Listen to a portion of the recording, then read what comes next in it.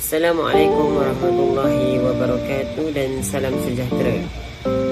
Hari ini saya Hazmi dan Jairadi akan mempersembahkan tugasan 3 kursus GPPP 1092 pengantar pengajian pendidikan yang bertajuk Aspirasi dan Hala Tuju Pendidik serta implikasinya terhadap guru berjiwa pendidik. Baiklah, pertama sekali, pengenalan. Dalam era pendidikan abad ke-21, guru berdepan dengan pelbagai cabaran yang menuntut perubahan dari segi peranan dan tanggungjawab pendidik. Aspirasi dan hala tuju pendidikan negara bukan sahaja menekankan pencapaian akademik, ia juga memberi fokus kepada pembentukan insan seimbang dengan falsafah pendidikan kebangsaan. Oleh itu, guru berperanan membentuk sasiah murid secara menyeluruh dari segi fizikal, mental, emosi dan rohani. Pelan Pembangunan Pendidikan Malaysia PPPM menekankan keperluan melahirkan pendidik yang berkualiti, beretika dan profesional pelajar. Profesional sejajar dengan perkembangan semasa. Hala tuju pendidikan ini memberi implikasi yang besar kepada guru untuk meningkatkan kompetensi diri, menguasai kemahiran pedagogi serta mengamalkan pembelajaran sepanjang hayat. Guru berjiwa pendidik bukan sahaja berpengetahuan dan berketerampilan, malah berupaya untuk membentuk generasi berilmu, berakhlak dan berdaya saing demi kecemerlangan sistem pendidikan negara. Baiklah, kita beralih kepada apa itu aspirasi pendidik. Aspirasi pendidik merujuk kepada matlamat, nilai dan hala tuju yang perlu dicapai oleh seorang guru dalam melaksanakan peranan sebagai pendidik profesional. Aspirasi ini sejajar dengan Pelan Pembangunan Pendidikan Malaysia PPPM 2013 hingga 2025 yang menggariskan keperluan melahirkan guru berkualiti dan berdaya saing bagi memastikan kemenjadian murid secara holistik. Holistik itu adalah secara menyeluruh dari segi fizikal, mental, emosi dan rohani. Selaras dengan itu, Standard Kualiti Pendidikan Malaysia Gelombang 2 SKPM G2 berfungsi sebagai penanda aras bagi menterjemahkan aspirasi pendidik ke dalam amalan sebenar, khususnya melalui Standard 4 yang menekankan peranan guru sebagai perancang, pelaksana dan penilai pengajaran juga pembelajaran berkesan. Justeru, aspirasi pendidik menuntut kewujudan guru berjiwa pendidik yang melaksanakan tugas dengan penuh keikhlasan, komitmen dan tanggungjawab demi kecemerlangan sistem pendidikan negara. Seterusnya, saya akan terangkan Standard Kualiti Pembelajaran Malaysia, iaitu SKPM. Apa itu SKPM? SKPM ini ialah kerangka penilaian kualiti sekolah yang digunakan oleh KPM, Kementerian Pendidikan Malaysia, untuk menilai sejauh mana sesebuah sekolah itu diurus dan melaksanakan proses pengajaran serta pembelajaran yang berkesan. Jadi, tujuan SKPM ini digunakan untuk menilai kekuatan dan kelemahan sekolah, membantu sekolah membuat penambahbaikan berterusan, menjamin kualiti pendidikan yang setara di semua sekolah, menjadi panduan kepada pentadbir dan guru. Seterusnya, saya akan terangkan apa itu Standard Kualiti Pelajaran Malaysia Gelombang kedua. Standard SKPM G2 ini mempunyai 5 standard, iaitu yang pertama, kepimpinan dan hala tuju. Kepimpinan dan hala tuju ini menilai keupayaan pengetua atau guru besar dalam memimpin organisasi sekolah secara berkesan. Seterusnya, kepimpinan yang jelas dari segi visi, misi dan matlamat sekolah membantu menyatukan hala tuju warga sekolah. Pemimpin sekolah berperanan sebagai ejen perubahan yang mendorong budaya kerja cemerlang dan penambahbaikan berterusan. Yang kedua, standard yang kedua ialah pengurusan organisasi. Ia menekankan kecekapan sekolah dalam mengurus sumber manusia, kewangan dan fizikal secara sistematik. Kemudian pengurusan yang terancang memastikan guru dapat melaksanakan tugas PDP dengan lebih berkesan, dan persekitaran kerja yang kondusif turut menyumbang kepada motivasi guru dan kualiti pengajaran. Standard yang ketiga pula ialah pengurusan kurikulum dan hal ehwal murid. Standard ini melibatkan perancangan, pelaksanaan dan pemantauan kurikulum dan kokurikulum secara menyeluruh. Pengurusan HEM yang baik menjamin kebajikan, disiplin dan perkembangan sasial murid.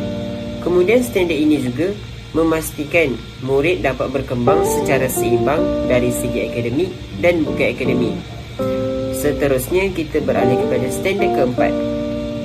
Standard keempat ialah pembelajaran dan pemudahcaraan, iaitu PDP. Ia memberi fokus kepada kualiti pengajaran guru di dalam bilik darjah, manakala guru dinilai berdasarkan perancangan PDP, kaedah pengajaran, penglibatan murid dan pentaksiran pembelajaran. Pelaksanaan PDP yang berkesan dapat membantu murid untuk memahami pembelajaran secara bermakna dan aktif. Yang terakhir, standard kelima ialah kemenjadian murid. Standard ini menilai hasil akhir pendidikan, iaitu pencapaian dan perkembangan murid. Kemenjadian murid itu bukan hanya diukur melalui akademik, tetapi juga dari segi sosialnya, nilai murninya dan kemahiran insaniahnya. Standard ini selari dengan falsafah pendidikan kebangsaan yang menekankan keseimbangan jeri, iaitu jasmani, emosi, rohani dan intelek. Baiklah, seterusnya saya akan menerangkan apa itu Pelan Pembangunan Pendidikan Malaysia (PPPPM). Ia adalah dasar strategi pendidikan negara yang digubal oleh Kementerian Pendidikan Malaysia untuk meningkatkan kualiti, ekuiti dan akses pendidikan secara menyeluruh dan berdaya saing di peringkat global. PPPM ini juga digubal hasil kajian mendalam terhadap prestasi sistem pendidikan negara serta pembandingan dengan sistem pendidikan di peringkat antarabangsa. Pelan ini menjadi panduan utama dalam merangka dasar, strategi dan pelaksanaan pendidikan dari peringkat prasekolah hingga menengah sepanjang tempoh 2013 hingga 2025. Skomnya PPPM 2013 hingga 2025 adalah pendidikan prasekolah hingga menengah, manakala PPPM PT iaitu peringkat tinggi pendidikan iaitu pendidikan tinggi 2015 hingga 2025 untuk pendidikan tinggi. Baiklah, di dalam Pelan Pembangunan Pendidikan Malaysia terdapat beberapa perkara. Yang pertama, matlamat utama PPPM. Matlamat PPPM ini ialah untuk melahirkan modal insan yang berpengetahuan, berkemahiran tinggi, berakhlak mulia dan berdaya saing. PPPM ini menekankan peningkatan kualiti pendidikan secara berterusan. Kemudian ia memastikan peluang pendidikan yang adil kepada semua murid tanpa mengira latar belakangnya, serta meningkatkan kecekapan pengurusan dan penggunaan sumber pendidikan bagi mencapai keberkesanan yang maksimum. Yang seterusnya, 5 aspirasi sistem pendidikan. Jadi PPPM menetapkan 5 aspirasi sebagai penanda aras kejayaan pendidikan negara. Aspirasi akses menekankan peluang pendidikan kepada semua murid, manakala aspirasi kualiti bertujuan memastikan murid mencapai standard pembelajaran yang tinggi dan setanding dengan peringkat antarabangsa. Aspirasi equity pula berfokus kepada pengurangan jurang pencapaian antara murid bandar dan luar bandar, manakala aspirasi perpaduan menjadikan pendidikan sebagai medium utama penyatuan rakyat berbilang kaum. Sementara itu, aspirasi kecekapan memastikan setiap perbelanjaan pendidikan memberi pulangan yang optimum.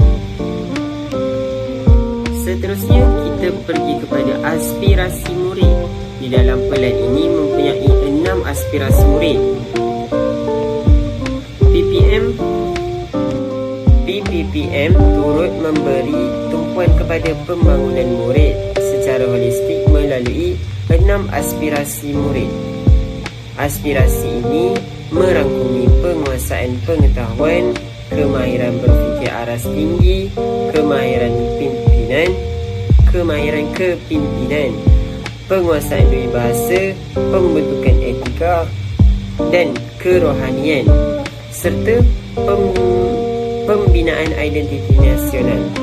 Jadi, keenam-enam aspirasi ini bertujuan untuk melahirkan murid yang seimbang dari segi inteleknya, emosinya, rohani dan sosial, selaras dengan falsafah pendidikan kebangsaan.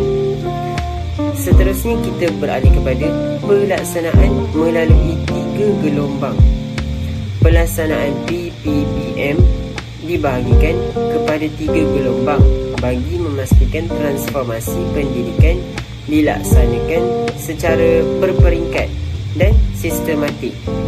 Gelombang pertama memberi fokus kepada penambahbaikan asas sistem pendidikan, manakala gelombang kedua menekankan pemerkasaan dan peluasan inisiatif pendidikan, dan yang terakhir, gelombang ketiga bertujuan untuk mencapai kecemerlangan pendidikan bertaraf global. Jadi, pendekatan berfasa ini membolehkan penilaian dan penambahbaikan berterusan dilakukan sepanjang tempoh pelaksanaan PPPM. Kemudian kita beralih kepada apa itu hala tuju pendidik. Baiklah, hala tuju pendidik merujuk kepada arah dan matlamat yang menjadi panduan kepada guru dalam melaksanakan tanggungjawab profesional mereka secara berkesan dan beretika. Dalam era pendidikan yang semakin mencabar dan dinamik, peranan pendidik bukan lagi terbatas kepada penyampaian ilmu semata-mata, malah melibatkan usaha membentuk sasiah, nilai murni serta kemahiran abad ke-21 dalam kalangan murid. Seiring dengan dasar dan aspirasi pendidikan negara, hala tuju pendidik menuntut penguasaan pedagogi yang berkesan, pembangunan profesional berterusan serta keupayaan menyesuaikan diri dengan perubahan teknologi dan keperluan pembelajaran semasa. Oleh itu, hala tuju pendidik menjadi asas penting dalam melahirkan insan yang seimbang, selaras dengan falsafah pendidikan Malaysia, dengan falsafah pendidikan kebangsaan dan matlamat pelan pembangunan pendidikan Malaysia. Baiklah, seterusnya di dalam hala tuju pendidik terdapat beberapa aspek. Yang pertama, pembangunan profesional berterusan.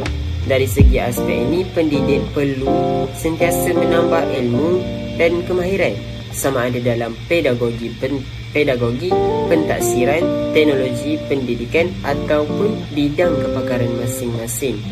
Guru bukan sekadar mengajar, bukan sekadar menyampaikan ilmu, tetapi menjadi pembelajar sepanjang hayat agar pengajaran kekal segar dan berkesan. Aspek yang kedua ialah penguasaan pedagogi abad ke-21. Hala tuju pendidik kini menekankan pendekatan pengajaran yang berpusatkan murid seperti pembelajaran aktif, kolaboratif, pemikiran kritis dan kreatif, dan kreatif. Guru berperanan sebagai pemudah cara, bukan hanya penyampai ilmu atau maklumat. Kemudian aspek yang ketiga, pengintegrasian teknologi dalam pendidikan. Dalam aspek ini, pendidik perlu celik teknologi dan bijak mengintegrasikan alat digital dalam PDP bagi meningkatkan penglibatan murid.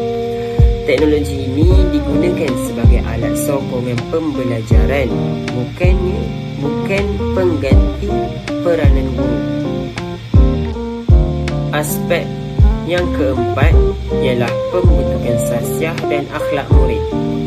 Selain akademik, pendidik bertanggungjawab untuk membentuk nilai, adab, disiplin dan jati diri murid. Guru menjadi teladan kepada murid dalam tingkah laku, tutur kata dan etika profesional.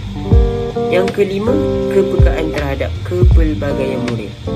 Di dalam aspek ini, hala tuju pendidik juga menuntut kefahaman terhadap perbezaan latar belakang, kebolehan dan keperluan murid.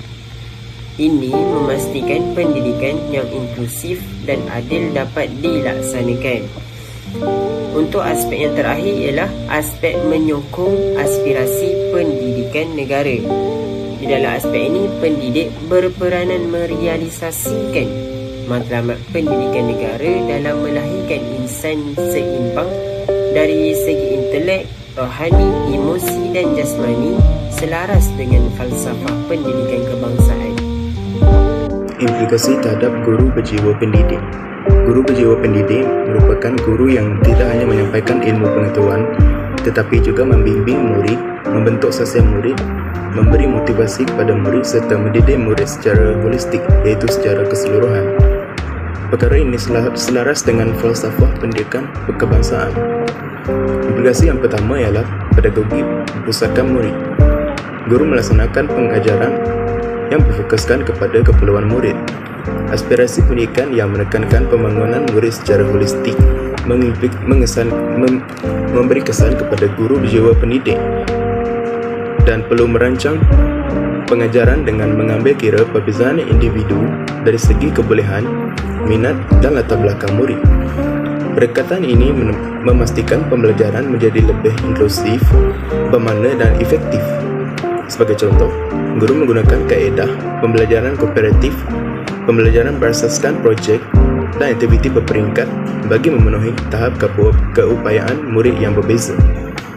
Bagi implikasi yang kedua, peningkatan profesionalisme dan kompetensi guru.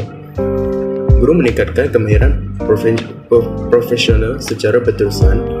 Hala tuju pendidikan yang berorientasikan masa hadapan menuntut guru berjiwa pendidik sentiasa meningkatkan ilmu pedagogi, kemahiran abad ke-21 dan pengetahuan terkini melalui latihan, kursus dan pembangunan secara berterusan.